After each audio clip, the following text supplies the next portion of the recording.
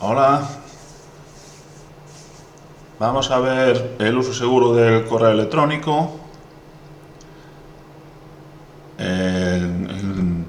Lo tenéis en el vídeo de YouTube y también tenéis el vídeo de uso seguro del ordenador y de Internet. Lo hemos dividido en dos partes debido a la extensión y en este vídeo vamos a ver el uso del correo electrónico, el uso seguro del correo electrónico. Recordad que para ver los vídeos del canal de YouTube del Aula CEMIT, simplemente buscáis CEMIT Pollo YouTube. Ahí os sale el canal. Y ahí tenéis los vídeos y la lista de reproducción para cada curso o para cada contenido. Hacéis la búsqueda y ya os salen los vídeos.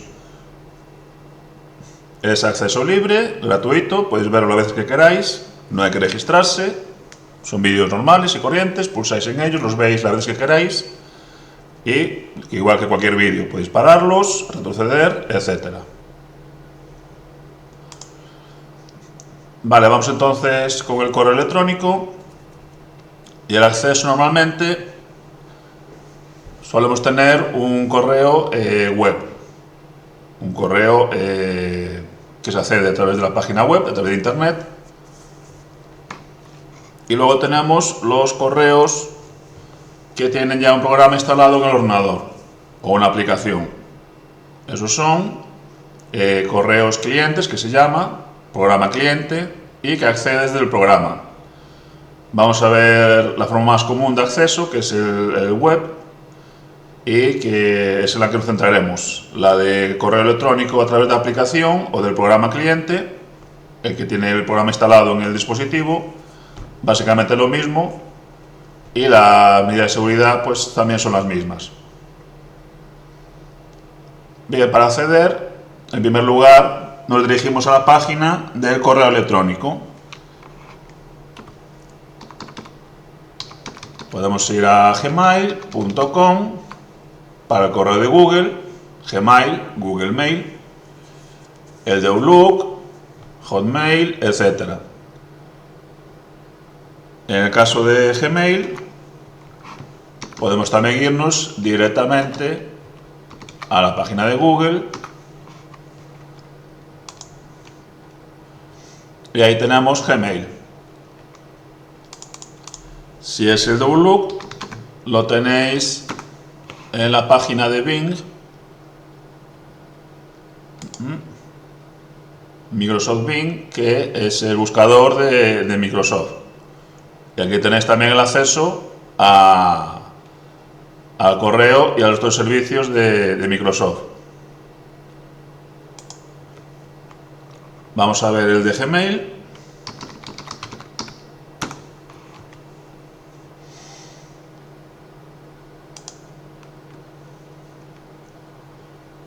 Entonces, si ya hemos entrado, tenemos aquí los correos disponibles para utilizar.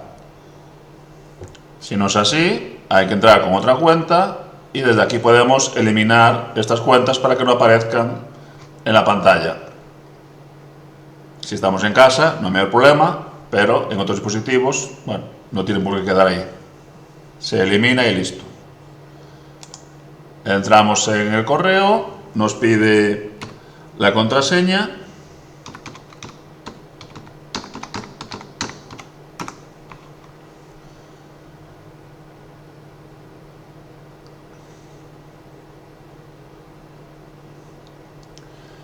Y accedemos al correo.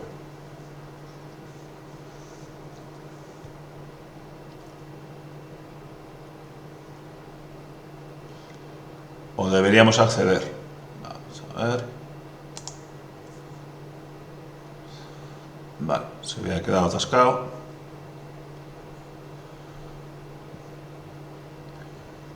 Vale, aquí tenemos los correos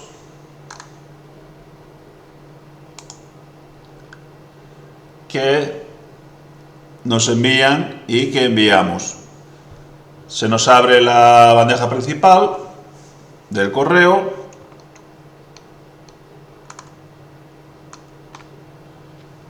Y luego tenemos, aparte de la principal, tenemos agrupado por categorías correos según el tipo. Vale, esto lo va detectando el servidor de correo, entonces a veces pues, puede ocurrir que nos detecte, nos separe correos que no corresponden a esa pestaña.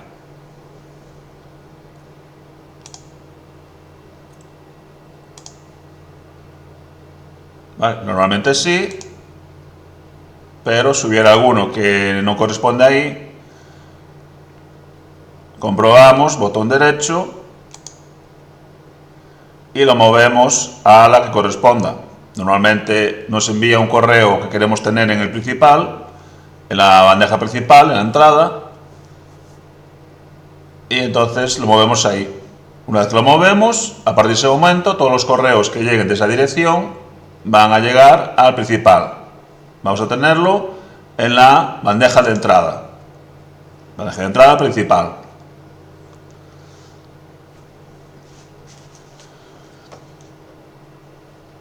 Bien, aquí tenemos este correo electrónico, esta cuenta, esta dirección, pero podemos tener varias direcciones. Lo normal es tener la dirección de trabajo y otra de uso personal. Luego ya, si andáis mucho por internet y os conectáis a foros y a otras páginas, pues incluso puede ser útil tener una dirección diferente para que os manden ahí todo lo que son esos correos de publicidad, avisos, que bueno, no tienen tanto interés, y dejar el correo serio, digamos, el importante para la cuenta personal, para nuestra cuenta principal.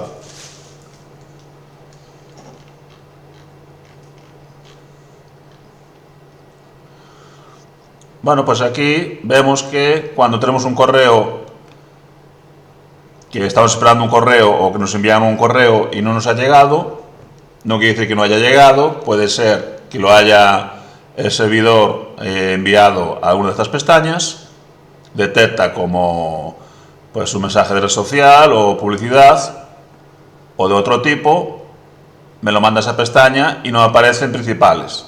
Entonces tenemos que comprobar si el correo lo ha desviado a esas otras bandejas, a esas otras pestañas, y moverlo al principal. Decirle al correo que lo ponga, lo dirija a la bandeja principal. También puede ser que lo tengamos en correo no deseado. Correo no deseado, correo basura o spam. El spam es aquel correo que no deseamos. Vale, entonces lo típico, te mandan cosas que tú no deseas, bueno, entre comillas. Realmente no es que no esté autorizado, no es un correo que te envíen sin más, sino que este correo lo has autorizado, has dado tu consentimiento para que te lo envíen, pero normalmente no nos damos cuenta. ¿Y eso por qué es? Pues eso ocurre cuando me doy de alta en una página, pues de una página de venta, como puede ser Amazon, o cualquier página. Te das de alta en una página de belleza, consejos de belleza o de salud, y te salen las condiciones y ya te pone si quiere. Para el envío del correo tiene que aceptar las condiciones y confirmar que autoriza el envío, ¿vale? Todo el tema legal. Y esas condiciones incluyen el envío o la cesión de tus datos a otras empresas. Entonces tú te has dado de alta una página de salud y te empiezan a llegar pues correos de diseño o ofertas de muebles, ¿vale? De decoración. Pensamos que no, eso lo está mandando sin autorización, sin nuestro consentimiento, pero realmente no es así. Lo que ocurre es que en las condiciones legales de aquella página de salud que aceptamos, había esa condición, esa cesión de datos a otras empresas. Por eso hay que ver lo que recibimos y lo que autorizamos. En todo caso, si no nos interesa, se envía a spam. Y bueno, ahí también lo tengo un poco controlado, porque cuando se ve que son correos indiscriminados que se envían a miles de direcciones, sin ton ni son, pues ya los propios servidores de correo ya automáticamente lo marcan como correo spam. Si tengo algún correo que es spam, que no lo quiero y no lo solicité, bueno, conscientemente, que no me interesa en absoluto, me voy a ese correo, botón derecho, y le indico que es un correo basura. Vale. Envíalo a spam. Nos pregunta si vamos a enviar todos los correos de esa dirección a spam. Si estamos seguros, le decimos que sí y listo. Esa es la manera de enviar un correo, de dirigirlo al spam. Bien, aquí bueno, tenemos que irnos a más, luego spam, y al revés, si algún correo que llega a spam porque no lo detectaba antes el correo, es un correo nuevo que no lo habíamos utilizado antes, no nos habíamos puesto en contacto antes con ese usuario, con ese correo, también puede ser una forma que detecta el spam, pues haríamos al revés. Botón derecho, ese correo que lo tenemos en spam, en correo basura, y le decimos que no es spam. No es basura, envíamelo entonces a la bandeja principal. Quítalo de ahí y listo. En todo caso, los mensajes que llevan 30 días se eliminarán automáticamente. Podemos borrar todos los mensajes ahora. Si hemos comprobado que no hay ninguno que sea un correo pues real, digamos, que son todo avisos de publicidad, básicamente, borramos y listo. Confirmamos que borramos y listo. Y si no, a los 30 días, el propio servidor los elimina. La papelera también funciona igual. A los 30 días se elimina un correo. Si tenemos algún correo en la papelera, no basta con borrarlo.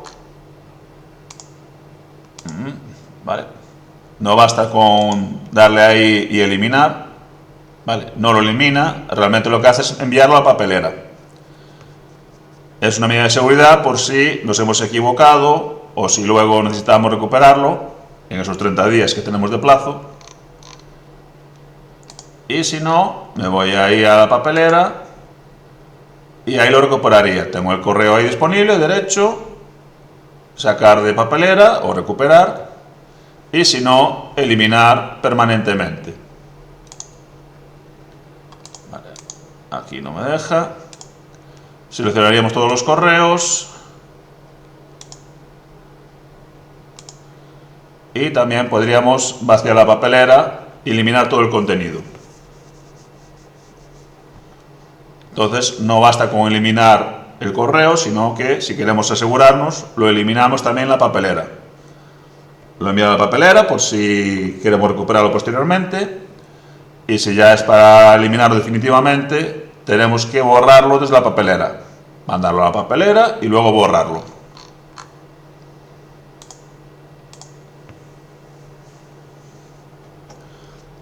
Ahí también podemos comprobar si ha llegado algún correo que dijimos antes, que no hemos recibido, no ha aparecido en la bandeja principal. Pues una de las razones puede ser que, al ser un nuevo contacto, que no tenga datos el servidor, lo mande a spam.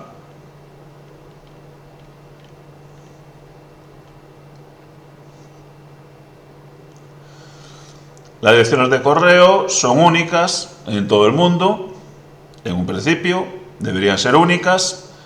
Otra cosa es que luego tengamos problemas al enviar correos entre países, entre continentes. Eso ya sería un tema a nivel técnico. En principio, una cuenta de correo, una de Gmail, la de Microsoft o la que sea, es única en todo el mundo.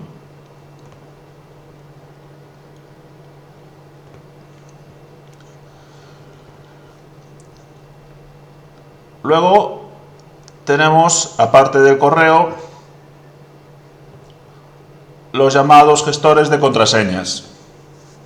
Estos gestores, bueno, son programas que ya llevan tiempo funcionando. Aparecieron ahora unos 20 años, o algo más incluso. Y bueno, nos aseguran que guardan nuestras contraseñas de una forma súper segura, muy protegidas, con encriptado, bajo 7 llaves. Bueno, el asunto es que estamos guardando nuestras contraseñas en un dispositivo, quedan almacenadas en el ordenador o en el móvil. Y entonces tenemos ese riesgo de que el día de mañana se consiga craquear ese programa, ese gestor, o se descubra una vulnerabilidad, un fallo, y se pueda acceder a las contraseñas. Entonces, pues bueno, eso es el peligro que tiene. Además, tengamos en cuenta que el correo electrónico viene a ser el cordón umbilical con Internet. Todo lo que hacemos en Internet está enlazado con nuestro correo electrónico. El acceso a diferentes páginas, a diferentes sitios, la recuperación de contraseñas, prácticamente todo se hace con correo electrónico. También con el móvil, pero principalmente con el correo electrónico. Si nos accede a nuestro correo electrónico, ya no solo que accede a nuestro correo, sino que también pueden bloquearnos el acceso a los sitios que tenemos registrados. Cualquier sitio que en Internet que accedamos, lo primero que hacen es pedir registro con un correo electrónico. Así que es una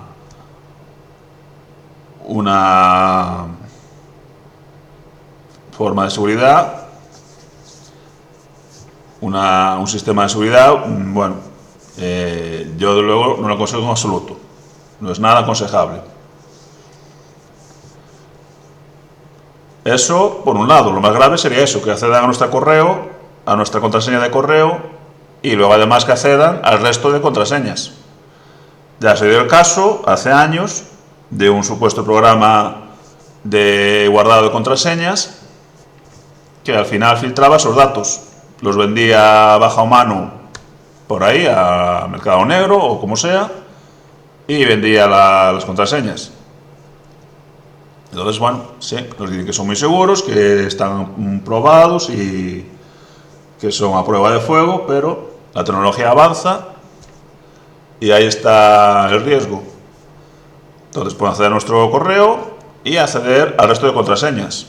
Y entonces ya nos arman un lío de muy señor nuestro. Entonces sí, es muy tentador tener todo en el mismo sitio, pero ya sabemos, si ponemos todos los huevos en el mismo cesto, corremos el riesgo de que se nos rompa, si se nos cae.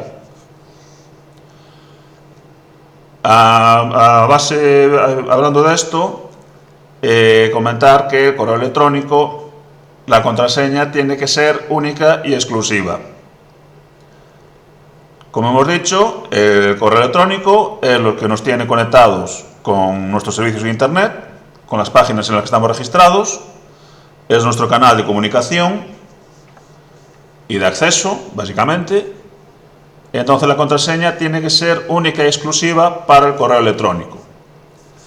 Si le ponemos a todos los sitios y en todas las páginas en las que tenemos de alta, si ponemos siempre la misma contraseña o parecida, al final, como nos roben una contraseña, ya tienen acceso a todos nuestros datos.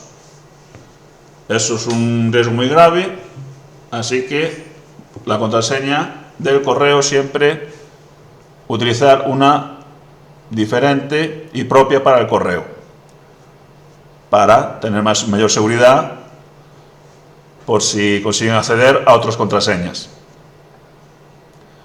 Luego veremos también otra medida de seguridad, que es el correo electrónico o el teléfono de recuperación. Ahora ya no es tan fácil, pero hace años, si nos robaban la contraseña del correo, pues ya podíamos darla por perdida, porque no había manera de recuperarla. Hay un sistema de recuperación que hay que activar, y ahora ya se utiliza el teléfono móvil. Nos piden el teléfono móvil, antes era opcional, ahora es obligatorio, y es el sistema de recuperación de contraseña. Si tenemos algún problema para entrar, o nos han robado la contraseña, o lo suponemos, podemos cambiar la contraseña utilizando el teléfono móvil o un correo electrónico alternativo de recuperación. De esa manera, aunque no se tenga en el correo, que es una faena muy grande, diciéndolo suave,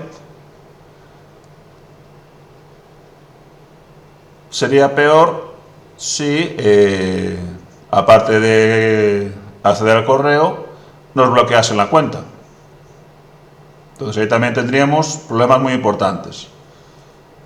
Con este sistema de recuperación lo que se hace es que el usuario, el ladrón, el que nos entra en el correo, podrá borrarnos correos, podrá enviarnos correos, podrá hacerse pasar por nosotros, pero no va a poder bloquear la cuenta. No puede cambiarla porque hay que introducir un código de confirmación que nos envían al móvil o al correo de seguridad.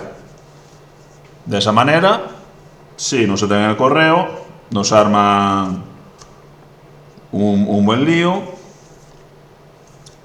pero más grave sería perder esa cuenta de correo en la que tenemos todos los datos y en la que tenemos el acceso a todas las páginas.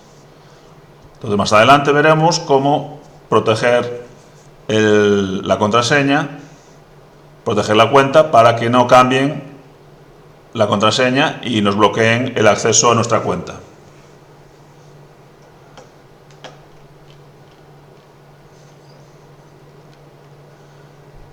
Las contraseñas tienen que tener una serie de requisitos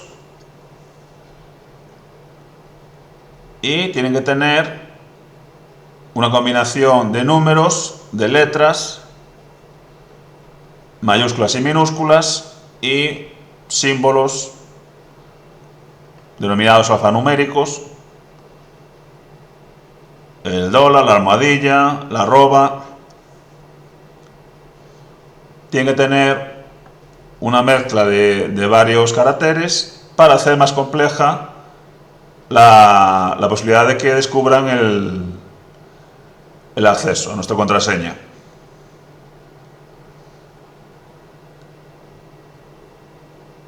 Hoy en día piden un mínimo de 6 caracteres, bueno, ya están en 8.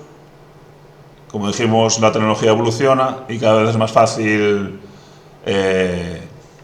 pues atacar las contraseñas por fuerza bruta. Entonces, poner letras y números con mayúsculas y minúsculas y símbolos, un poco de todo para hacer más compleja la contraseña.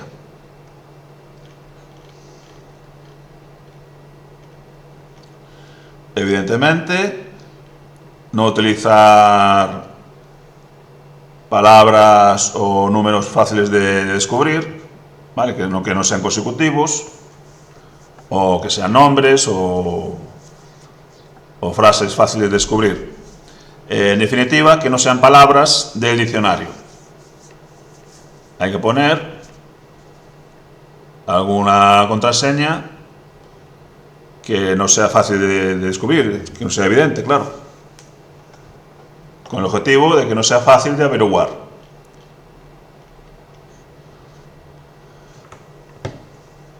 Para eso podemos utilizar por ejemplo, un truco es acordarse de una frase que sea fácil de memorizar, que la recordemos fácilmente, y utilizar las iniciales de esas palabras, de esa frase. Por ejemplo, el 4 de noviembre es mi cumpleaños. Me acuerdo de esa frase y voy mentalmente creando la contraseña con las iniciales 4DNEMC. Las iniciales de las palabras, el número, bueno, al menos un número que lleve alguna mayúscula, y luego pues el símbolo, un guión, una arroba, etc.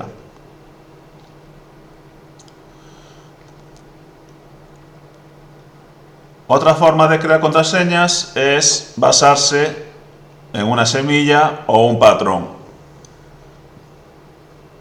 Si tenemos contraseña de Gmail, pues algo que nos recuerde a Gmail, a Google.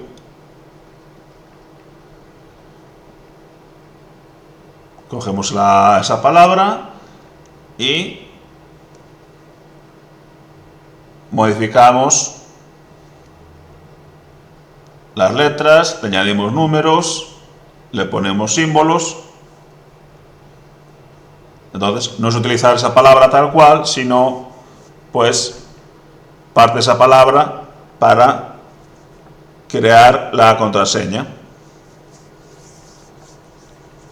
Vale, repetir partes de la palabra, cambiar, introducir en el medio de la palabra números y símbolos.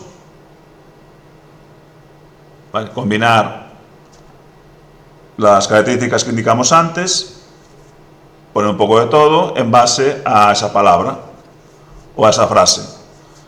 Tenemos una frase o un patrón y a través de él, con diferentes modificaciones, podemos crear contraseñas de cierta seguridad. Tampoco hay que obsesionarse demasiado porque, bueno, es raro que vengan justo a nuestra contraseña a robarla.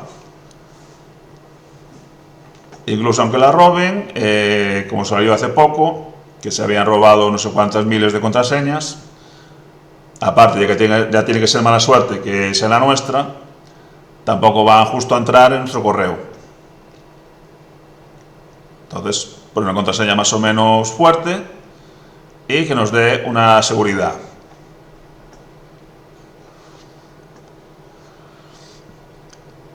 Bien, vamos a pararnos un momento en la Ley de Protección de Datos, la Ley Orgánica del 15 de 1999, y esta ley establece que el correo electrónico se considera datos de carácter personal, como si fuera el número de teléfono, y por lo tanto está protegido y tiene la misma consideración que el correo postal. El correo postal es inviolable, salvo orden judicial, y está protegido con los mismos derechos de acceso. Bueno, las medidas son las típicas. Nadie nos puede enviar correo sin autorización, no podemos difundir los correos de otras personas, al igual que el teléfono, y básicamente es el sentido común. Bien, a este respecto tenemos estos dos campos.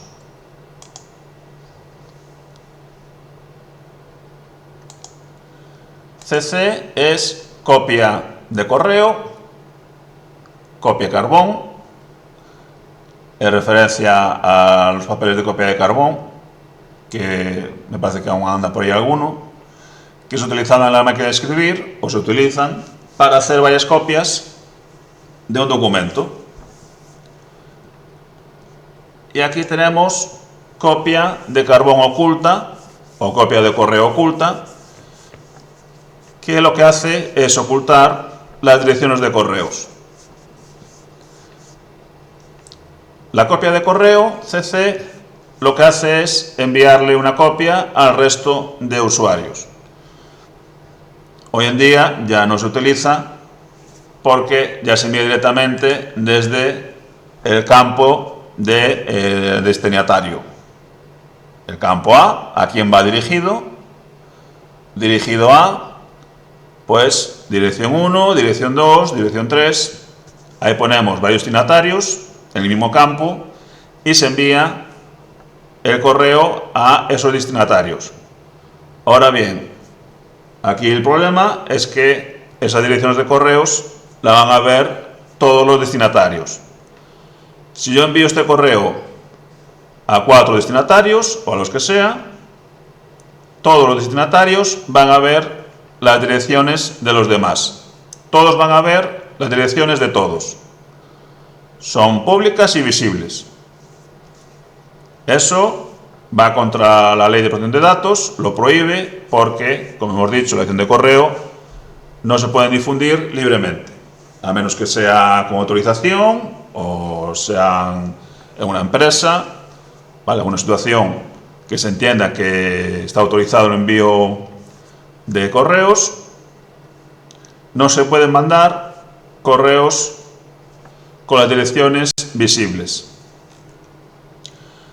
Copia de correo se utilizaba antiguamente cuando la conexión no eran las de hoy, y entonces lo que se hacía era enviar el correo, pues iban en una lista, digamos. Se enviaba el primer correo, el principal, y estos eran secundarios y se enviaban cuando había un hueco en el servidor. Ya hablamos de hace tiempo, cuando la conexión a internet, pues había que ir prácticamente pidiendo paso. Y luego tenemos copia de correo oculta, que lo que hace es enviar ese correo a varias direcciones, pero cada destinatario únicamente verá su dirección de correo. Es más, ni siquiera debe ir aquí el primero. Si ponemos aquí el primer destinatario, lo van a ver los demás. Metemos todas las direcciones en campo oculto, correo oculto, y nos aseguramos de que cada usuario solo verá su dirección de correo. El resto de correos quedan protegidos. Y eso es la forma en la que tenemos que enviar un correo a varios destinatarios que, se entiende, no tenemos autorización para difundir sus correos. El servidor, al recibir este correo con copia oculta, creará tantos correos nuevos como destinatarios hayamos introducido y enviará cada correo únicamente con la dirección de cada destinatario. No se envía todos los correos, todas las direcciones, sino cada una la suya. Y esto hay que hacerlo así para actuar conforme a la ley de protección de datos.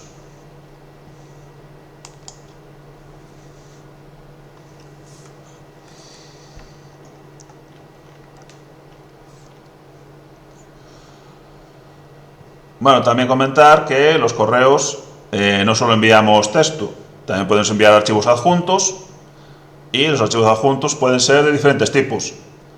Pueden ser imágenes, pueden ser documentos, vídeos, etcétera. Podemos enviar varios archivos de diferentes tipos. No solo son documentos, sino también de cualquier clase.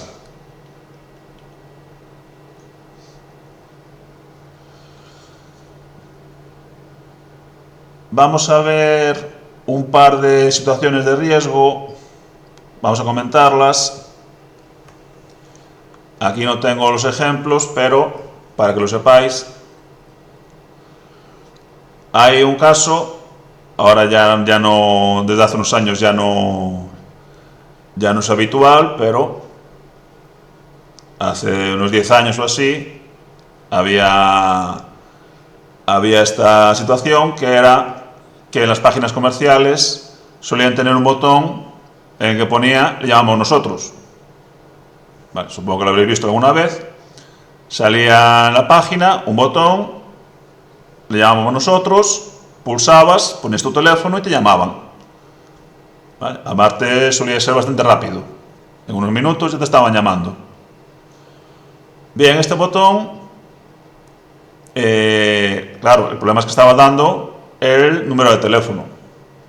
Introducías tu número de teléfono, supuestamente era para que te llamasen, pero en la realidad no era así.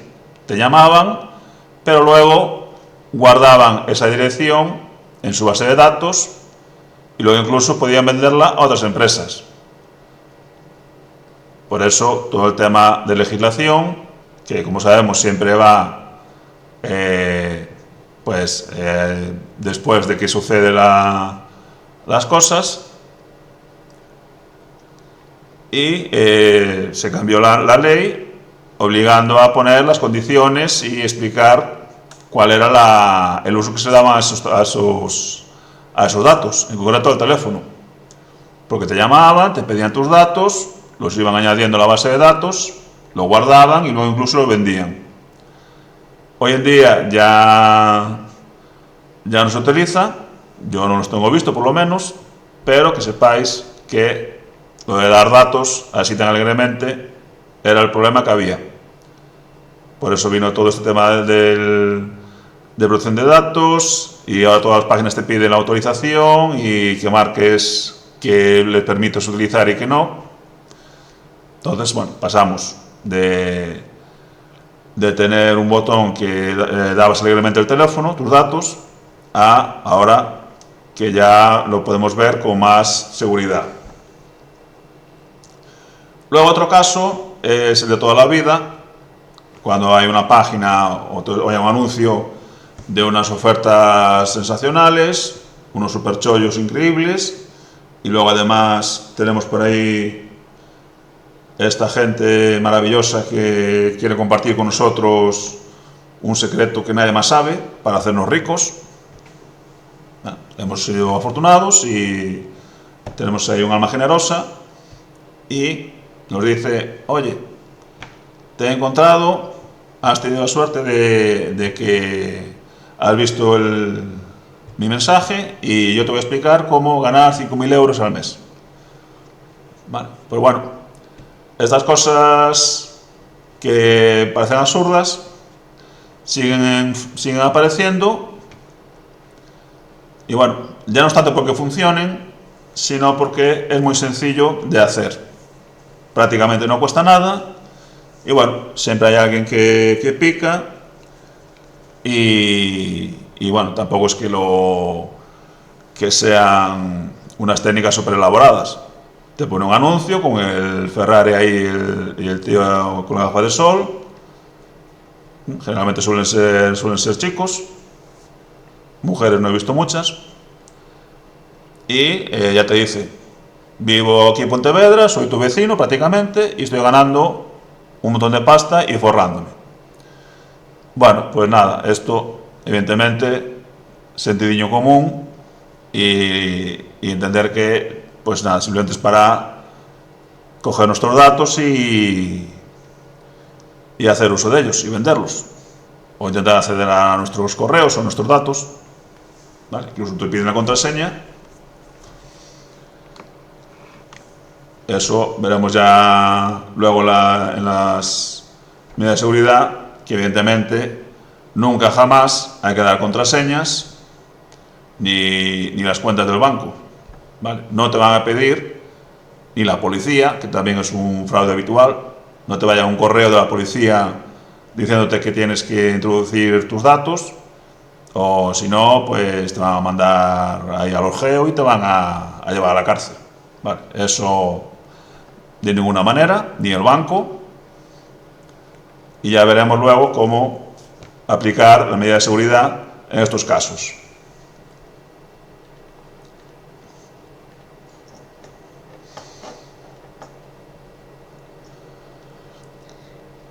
Tener en cuenta que el correo electrónico directamente no tiene una protección especial, los datos no van encriptados, los protege la empresa, Evidentemente le interesa que sus correos sean seguros, pero de por sí el correo no tiene unas medidas de cifrado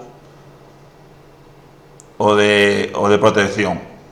Lo ponen las empresas y los servidores, caso de Gmail, de Microsoft, en las condiciones establece que pueden ver nuestros correos.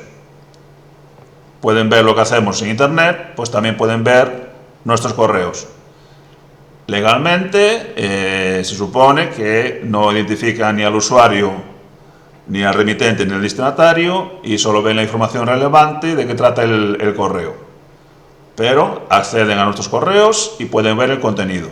Y de ahí extraen datos de forma anónima. ¿Vale? Pero que sepáis que al usar sus servicios estamos permitiendo, autorizando al acceso al correo. Por eso, recordar que lo de gratuito, servicio gratuito, no hay nada gratis en esta vida. Aquí el pago somos nosotros, o mejor dicho, nuestros datos.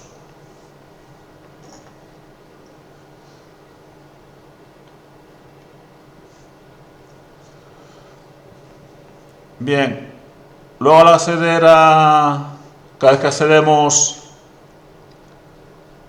a algún servicio de Google o de Microsoft, estamos accediendo a todos los servicios. Por ejemplo, yo he entrado ahora en Gmail. He abierto mi correo de Gmail, pero al acceder a Gmail, Gmail es un servicio de Google, he iniciado sesión en Google. Ya no estoy solo en Gmail, sino que estoy en todos los servicios de Google. Si abro una página nueva y me voy al buscador,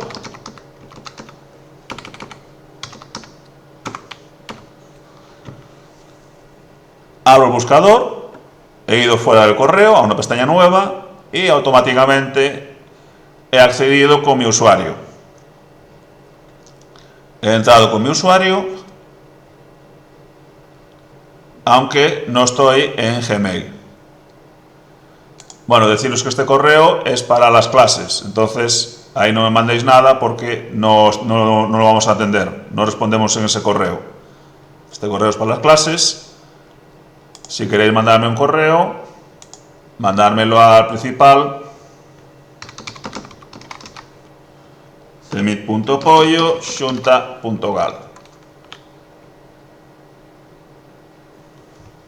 El de Gmail es para los cursos y lo tenemos desatendido.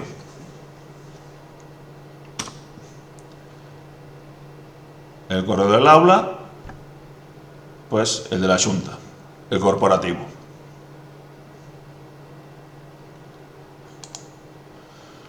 Bien, decía que se me abre cualquier servicio de Google, se me va a abrir con mi usuario. Y aunque cierre aquí el usuario, aunque salga de ahí, no hacemos nada porque me cierra todos los servicios. Ese es el sistema que tiene, o todo o nada. O me dejas acceder a todos los datos en los que entres, o no accedes a ninguno, con la cuenta de usuario. Los servicios de Google los tenéis aquí en la cuadrícula, el botoncito del móvil, mapas, vídeo, Gmail, en Drive, servicio en la nube, calendario, todos los servicios que tienes de Google. Al entrar en cualquiera de ellos, automáticamente vas a acceder con tu usuario al resto de ellos. Cualquiera que abres después, se abre con el usuario con el que iniciamos la sesión. Da igual si entramos en Gmail o en YouTube o en Google, en el buscador. La primera vez que entres con tu usuario de Gmail ya queda activado para el resto de servicios.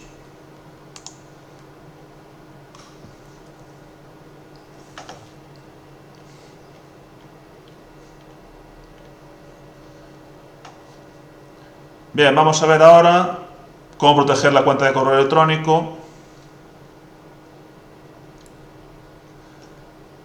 Entonces es importante, acabamos de comentar que al abrir la sesión se activa para el resto de servicios, para cualquiera de los servicios que abramos. También hay que siempre cerrar la sesión una vez que acabemos. Cuando acabemos, fechar sesión y salimos del correo. Recordad que se va a cerrar en el resto de servicios, pero si solo utilizamos el correo, siempre cerramos sesión. Acordaros de cerrar sesión, porque si no cerramos, ocurre esto. Cierro el navegador, 4 pestañas, vale. Vuelvo a abrirlo y sigo con el usuario activado, no lo he desconectado. Igual apagando y encendiendo el ordenador puede que desaparezca, pero en la sesión, con el ordenador encendido, no basta con cerrar el programa. El usuario sigue activado, sigue con la sesión iniciada. Entonces, cada vez que acabéis, ahí, y cerrar sesión.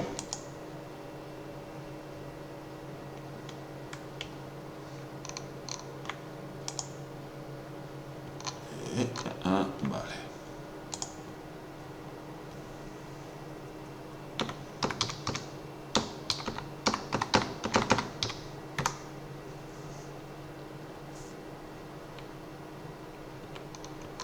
Bien. Vale, aquí me pone el aviso de seguridad. Siempre que nos conectemos desde un dispositivo nuevo, un ordenador, en el móvil, si cambiamos de móvil, siempre nos va a salir la alerta de conexión dispositivo nuevo. ¿Vale? Y me va a preguntar si queremos asegurarnos, verificar si hemos sido nosotros.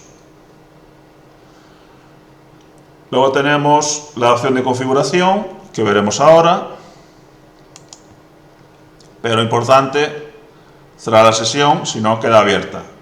En nuestro móvil o en nuestra casa no hay problema, pero fuera de ahí igual sí que hay algún riesgo. Como mínimo nos queda el usuario activado y con la contraseña disponible.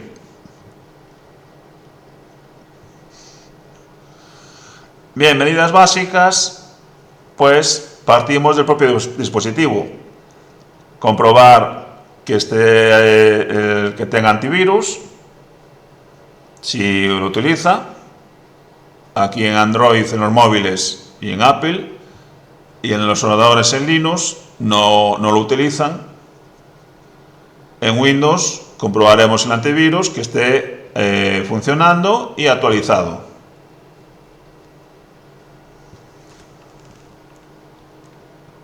Comprobaremos también que el navegador esté actualizado, el programa también que esté al día.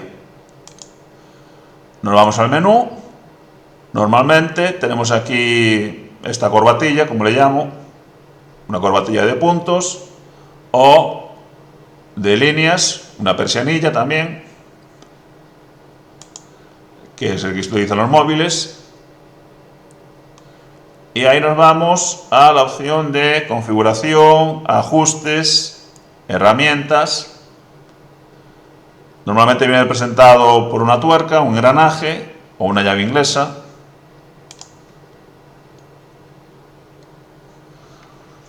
Vale. Y aquí, por ejemplo, tenemos información de Chrome.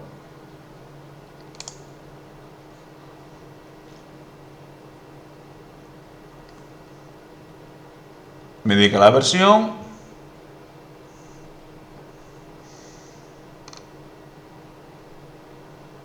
Y por ahí debería haber alguna opción de comprobar la versión.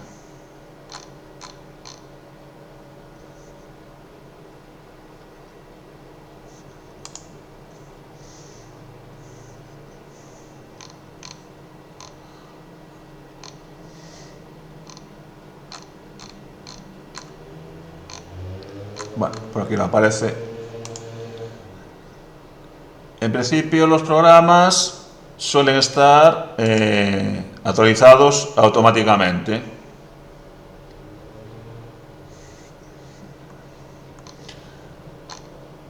Chrome 83, pero aquí dijimos, este es el 88. Bueno, pues ya veis que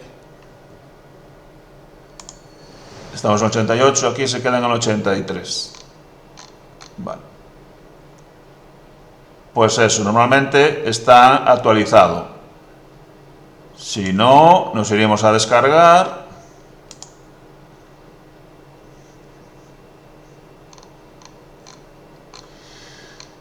Y tampoco me dice nada.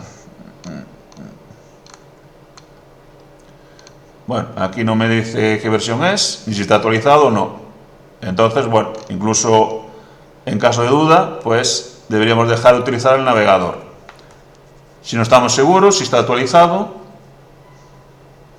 en caso de duda, pues incluso dejar de utilizarlo y utilizar otro. Como consejo de seguridad también es importante tener por lo menos 2 navegadores instalados. Si hay alguno que da problemas, tener otro alternativo. Hoy en día lo que se utiliza es Firefox y Google Chrome. Y luego también tenemos el Microsoft Edge, el antiguo Internet Explorer. Bueno, antiguo no, la evolución. Y son los 3 principales. Vale, aquí no me está dando ninguna información. Normalmente, si el programa por lo que sea no se ha actualizado, normalmente se actualizan solos. Habréis visto a veces que abrís el navegador y os aparece ahí una ventanita actualizando. Vale, ellos mismos detectan que hay una actualización nueva. Si no se actualizaran, también ellos mismos nos suelen avisar de que la versión lleva más de 3 meses o de 6 meses sin actualizarse y que lo comprobemos. Pero en caso de duda, por seguridad, pues utilizar otra aplicación. Vale, comprobamos el antivirus. En este caso en Linux no lo utiliza, ni en los móviles. En Windows, pues sí, porque al ser un programa muy utilizado y por la forma de trabajar, pues es posible el acceso malicioso. Además, fue siempre así. Y es una característica, una vulnerabilidad que tiene el propio sistema operativo Windows. Comprobar que esté funcionando y que esté actualizado. Para eso hay que mirar la documentación del programa, saber qué antivirus se tiene y comprobar cómo ver la configuración, generalmente en la ayuda. Luego en el correo electrónico, ya hoy en día tampoco se suele funcionar así, pero nos vamos a la configuración. Aquí tenéis el engranaje.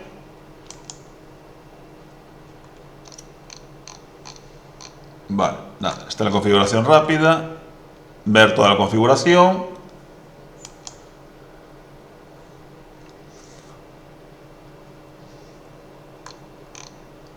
Y ahí buscamos configuración de seguridad.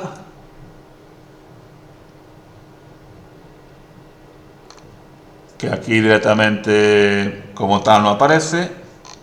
Viene por ahí.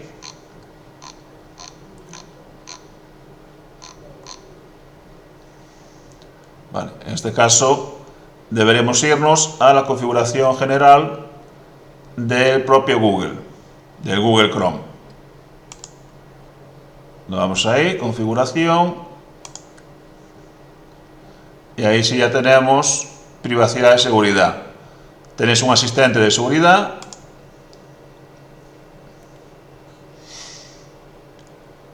nos da la opción de comprobar la configuración. Vale, aquí sí me indica la versión que tenemos. Si no estuviera actualizada, pues nos daría el aviso. Protección segura, extensiones también seguras. Luego, a mayores tenemos borrar datos de navegación, las cookies, que son programitas de terceros que rastrean nuestros datos. Si no aceptamos, pues no podemos entrar en la página web. Nivel de seguridad, el normal.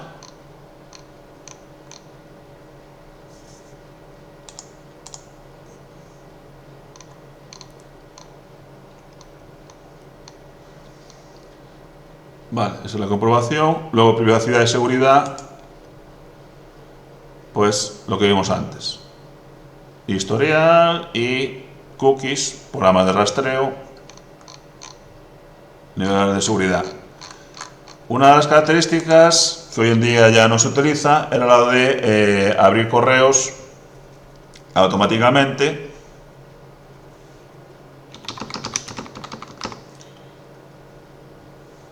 Vale, ahora en el buscador hay que encontrar la palabra adecuada para la función que estamos buscando. Vale, igual los correos web, correo vía web no aparece en los de aplicación. Puede que haya la opción de que se abra automáticamente o que también se abran automáticamente los archivos adjuntos. Vale, eso hay que desactivarlo, deshabilitarlo, porque es un riesgo si viene ese virus, ese correo infectado, si viene con virus.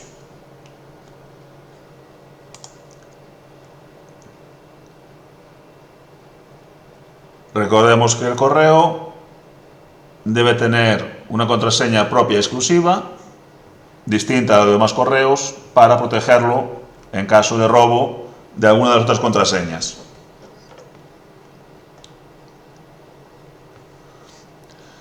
También intentar evitar utilizar el correo principal para registrarnos en todos los sitios. Si empezamos a utilizar nuestro correo, nuestra dirección principal, para apuntarnos en foros, en páginas, en otros sitios, al final todos los correos nos llegarán a nuestra dirección y entonces nos van a llenar pues con multitud de correos con información inútil o que no nos interesa. Para esas cosas, mejor tener una dirección de correo alternativa a la que dirigir todo ese correo.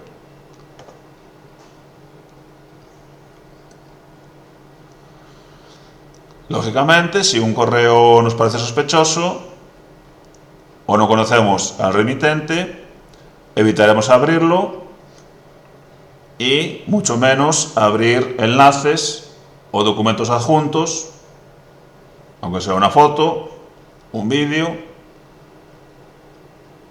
y mucho menos responder a ese correo. Si no lo conocemos, no sabemos quién es, intentar ponernos en contacto con ese remitente de otra manera, y si no es posible, pues nada, dejarlo ahí en barbecho, por así decir, y si el remitente es un remitente real, legítimo, pues ya nos enviará de nuevo un correo para contactar con nosotros. Normalmente los correos verdaderos, los auténticos, pues suelen llevar una firma, como la que tenemos aquí, con los datos de contacto. Si no conocemos a ese remitente y lo que nos dice no tenemos idea de lo que nos dice, esperaremos un par de semanas y si no, en todo caso, podemos enviar un correo, pero nunca pulsando ahí. Yo no voy a abrir el correo y pulsar en esa dirección, porque no sé si es la dirección, si me va a abrir esa dirección. A mí me pueden engañar y poner un enlace, ponérmelo como original, como auténtico, y luego llevarme a un sitio falso, lo que se llama un phishing. Me engañan haciéndome creer que es una dirección auténtica, pero después me mandan a una página fraudulenta. Simula ser la página o el correo real y luego es una página engañosa, fraudulenta, para coger mis datos. Entonces lo que hacemos es Apuntamos ese correo en un papelito, lo apuntamos a mano y mandamos un correo nuevo. Creamos un correo nuevo sin contestar a este, hacemos un correo nuevo diferente, como si fuera la primera vez que enviamos un correo, y nos ponemos en contacto a través de un correo nuevo e independiente de este.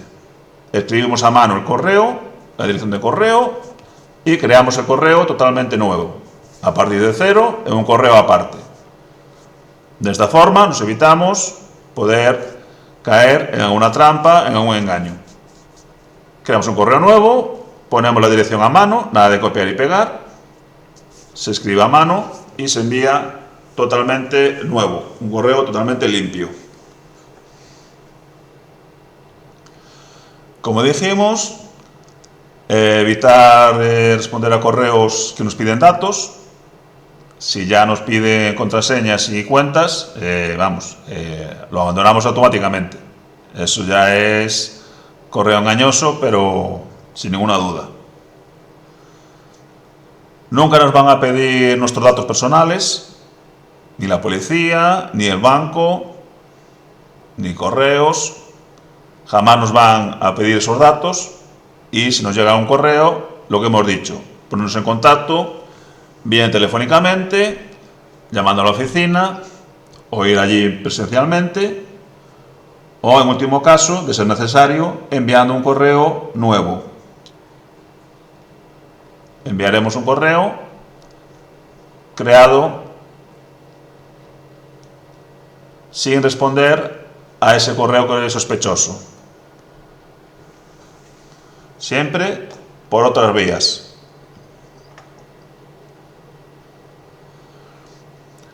Lo que comentaba de los enlaces, lo copiamos, lo escribimos y accedemos a ese enlace fuera del correo, en una página nueva, por ejemplo, y comprobamos que la dirección que aparece ahí es la que realmente está indicada en el enlace. Si me mandan un enlace a YouTube y yo escribo ese correo a mano, en limpio, abro una pestaña nueva, una página nueva, y escribo el correo de YouTube, el enlace de YouTube. Si me lleva a YouTube, pues es un enlace real. Ahora, si ese enlace me lleva a otra página distinta, que no tiene nada que ver con YouTube, pues lo primero que haremos es salir de ahí y marcar ese correo como spam. Si luego fue un error o la página era real, ya nos enviarán otro correo el mismo remitente explicándolo. Y si no, pues si no es así, pues seguramente es un intento de engaño, de robo de datos.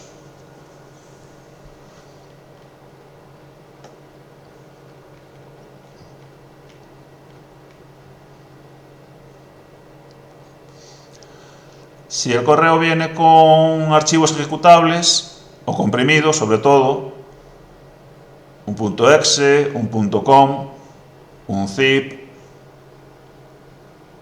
ahí ya hay que tener cuidado y, si es posible, pasar el antivirus. Normalmente en el correo, el antivirus que tengamos instalado tiene la opción de revisar archivos adjuntos.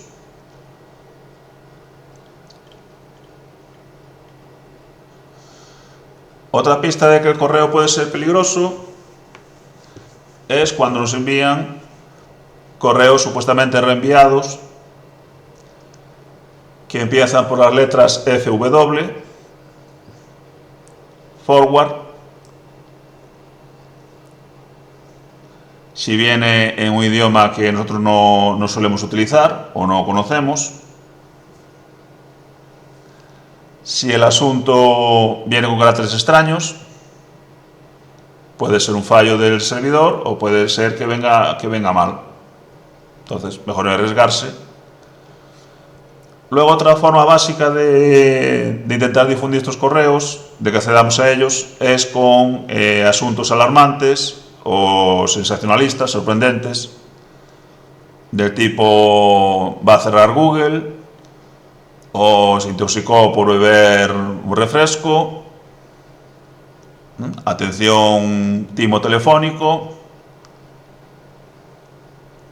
por ejemplo, también un caso típico, han robado no sé cuántas miles de contraseñas, comprueba aquí si es la tuya, te mandan un enlace, entras ahí y bueno, pues mira, y ya eres el 1001. Robaron 1000 contraseñas y ya pasa a ser la 1001. Vale, esos mensajes llamativos, bueno, están hechos con intención de que entremos e intentar que accedamos a esos enlaces. Incluso si recibimos muchos correos de ese tipo de un mismo remitente, cabe la posibilidad de bloquearlos. En la configuración buscaremos la opción para bloquear ese remitente. Vale, por ejemplo, aquí en configuración tenemos filtros y direcciones bloqueados.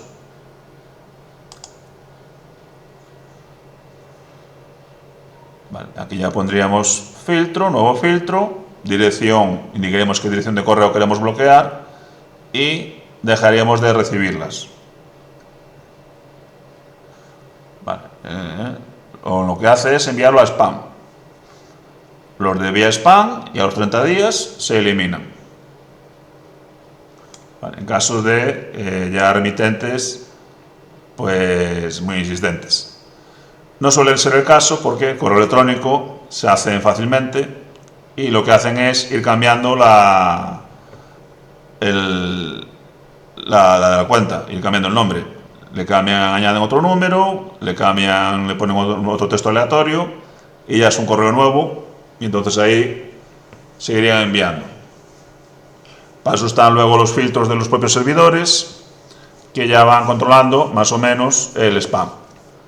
Hace unos años, pues bueno, igual el 20% como mínimo era spam. Hoy en día ya ha bajado bastante y está bastante controlado. Tenemos, eso sí, a mayor seguridad, también mayores casos de falsos positivos, de correos que son auténticos y el servidor los detecta como posible correo no deseado. Por eso hay que revisar las carpetas de las otras categorías, redes sociales, anuncios y lo del correo no deseado, correo spam.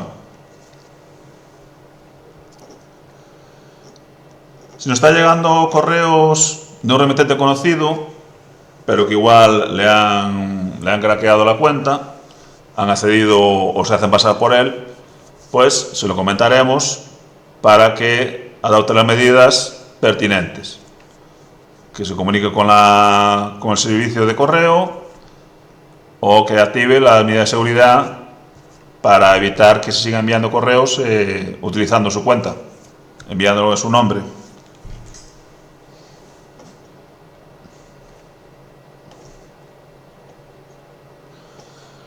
Si nos llega un correo con múltiples destinatarios, incumpliendo la ley de protección de datos, lo que hablábamos de la copia de correo, copia de carbón, si en el asunto nos llega un montón de destinatarios, inmediatamente ya sospechar, porque, bueno, es una forma burda de intentar llegar a muchos usuarios, pero ya se ve prácticamente al instante que es un correo que tiene toda la pinta de ser engañoso.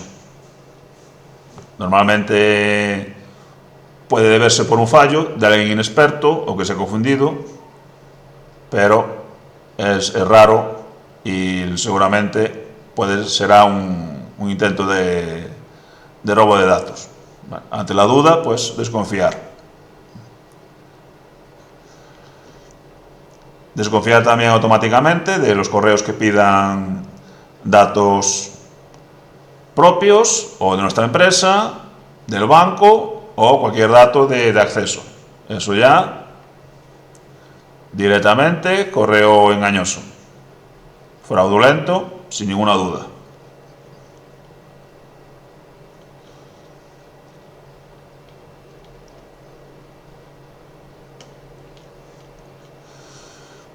Bien, vamos ahora a ver el sistema de protección denominado de 2 pasos o de doble autorización, que lo que hace es utilizar, aparte de la contraseña, un nivel de protección mediante el móvil.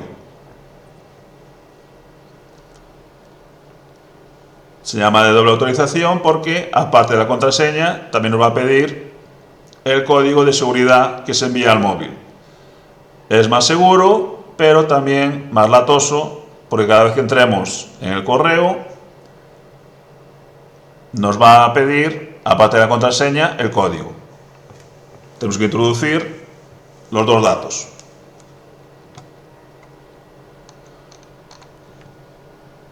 Bien, entonces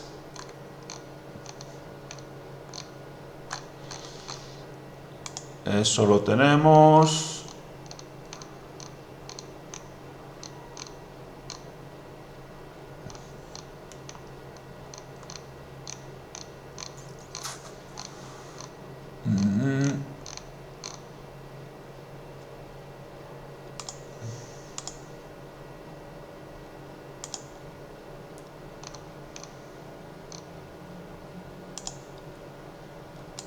Sí, aquí no tiene un menú específico de seguridad.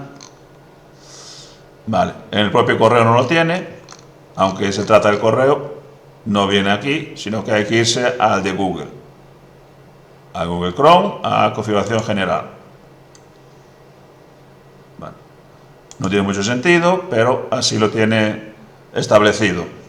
Aquí sí, privacidad y seguridad.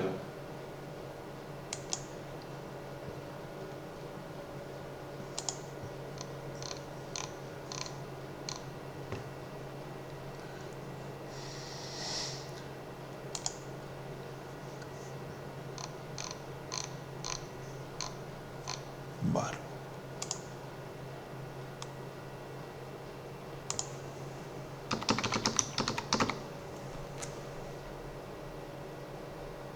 Nada, vale. Menos aún.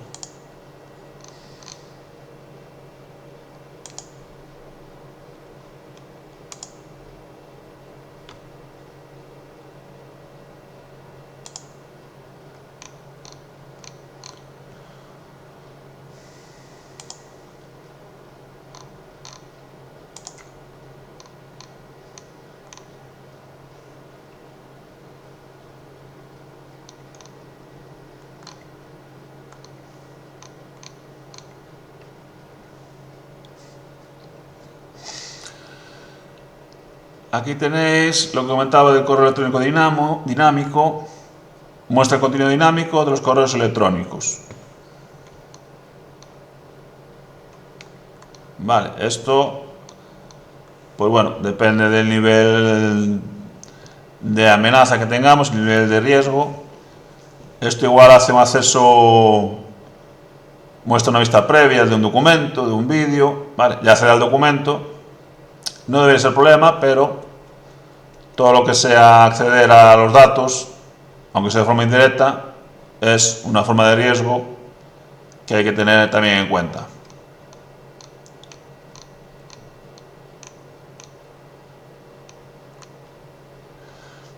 Lo del uso experimental, vale, son funciones que están en prueba.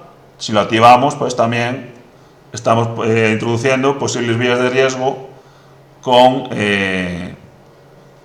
determinadas funciones, con elementos que no han sido probados. Entonces, son experimentales, ya lo dice. Mientras no sean seguros,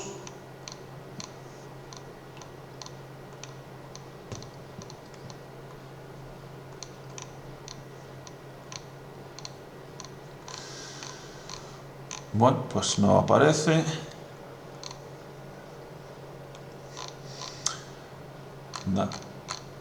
Está por otro lado. Vale, pues la doble autorización o dos pasos, activamos el envío del código al móvil. Entonces, cada vez que accedamos con la contraseña, nos va a pedir a mayores el código de seguridad. Luego también tenemos programas propios de las empresas, de Google y de Hotmail, por ejemplo, de Microsoft, que también tiene programas específicos de acceso. Por ejemplo, Microsoft tiene el Microsoft Authenticator.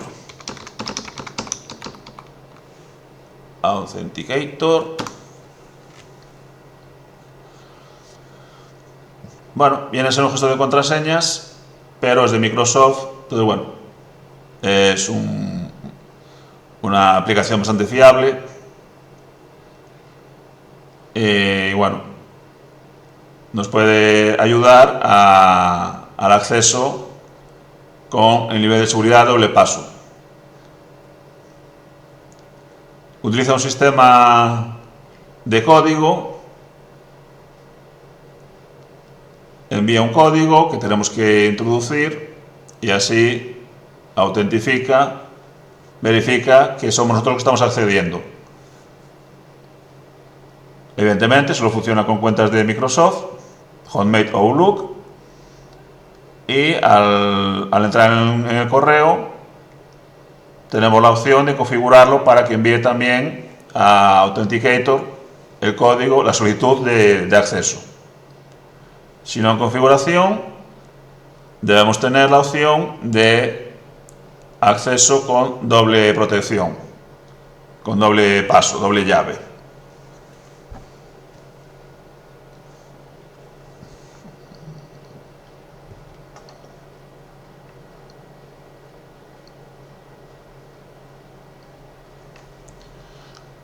Vamos a ver en usuario,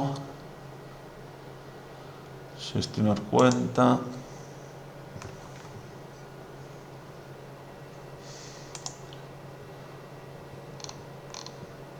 Vale, bueno, pues lo tenemos aquí.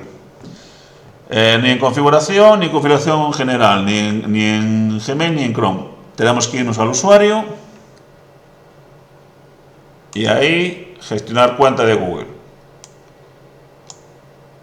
Vale, pues bueno, lo tiene ahí un poco escondido. Vale, seguridad. Se encontraron problemas. Vamos a ver. Correo electrónico de recuperación. Al pasar los 6 meses, como fue el caso, no sé si es a partir de 3 meses, nos pide que confirmemos el correo electrónico de recuperación. Reenvío automático, esto lo tengo ahí activado definitivo, sin fecha de fin, de forma indefinida, porque, como os dije, es el correo del curso, entonces está configurado para avisar de que este correo no está atendido. El resto bien. Vale, simplemente es que compruebe, al pasar tanto tiempo, que compruebe la configuración. Tenemos la actividad de seguridad, donde accedimos, cuando fue la última vez. Vale, ahora estoy en Linux y bueno, hace ya más de 2 semanas. Y aquí tenemos el sistema de seguridad. Contraseña, hay que ir cambiándola por lo menos una vez al año, lo recomendable. Usar el teléfono para iniciar sesión. Lo que hacemos es acceder desde el teléfono con la aplicación de Google y en el ordenador o en otro dispositivo nos va a salir una serie de códigos y tenemos que marcar el que nos indica en el móvil.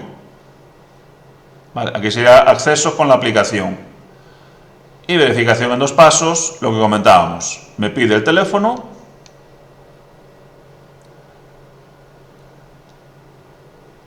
Y ahí manda un código y luego lo tengo que meter a mayores del correo.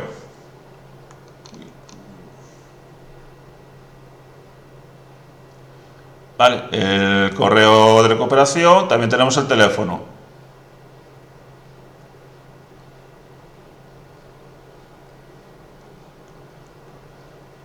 O iniciamos con la contraseña, iniciamos con la aplicación o con el código en el móvil. Luego tenemos el correo, el sistema de recuperación, que puede ser el correo o el teléfono móvil. Este sistema nos asegura que en caso de que nos roben la cuenta, de que accedan a nuestra contraseña y puedan entrar en nuestro correo, no pueden modificarlo. Podrán entrar, podrán borrar correos, enviarlo a nuestro nombre, hacernos un estropicio,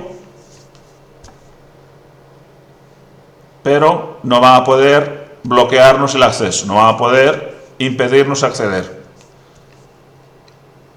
Cuando veamos que hay algo mal, pues accedemos al correo y cambiamos la contraseña. Aunque alguien nos entre, por mucho que quiera, no va a poder cambiarlo, porque para eso necesita el código de verificación de nuestro correo electrónico o de nuestro móvil. Y esa es la protección que tenemos para evitar que nos roben la cuenta. Puede robarnos la contraseña y entrar en nuestro correo, pero no robarnos la cuenta entera, no expulsarnos de nuestra cuenta, echarnos de nuestro correo. Vale, pues eso lo hacemos con el correo o el teléfono de recuperación.